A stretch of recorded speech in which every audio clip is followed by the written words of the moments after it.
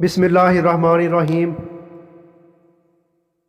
जब इमाम हुसैन अलैहिस्सलाम हज को उम्रा में तब्दील करके इराक़ की जानब रवाना होने का अज़म कर चुके तो वहाँ मक्का में लोगों से मुखातिब होकर फरमाया, तमाम तारीफ़ें अल्लाह के लिए हैं, वही होता है जो अल्लाह चाहता है, अल्लाह के सिवा कोई कारगर नहीं। दरूद व सलाम अल्लाह के रसूल सल्लल्लाहु अलैहि वसल्लम पर।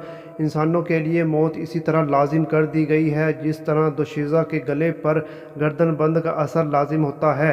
मुझे अपने इस्लाफ़ और अजदाद से मुलाकात का इतना ही इश्तियाक है जितना शौक़ याकूब अलैहिस्सलाम को यूसुफ़ अलैहिस्सलाम से मिलने का था।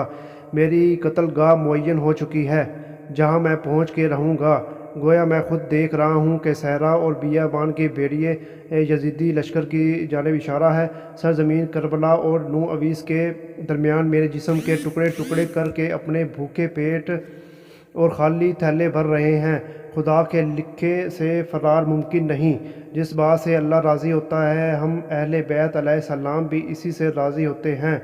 हम इसके इम्तिहान और आजमाइश पर सब्र करेंगे और हमें साबरों का अजर इनायत फरमाएगा।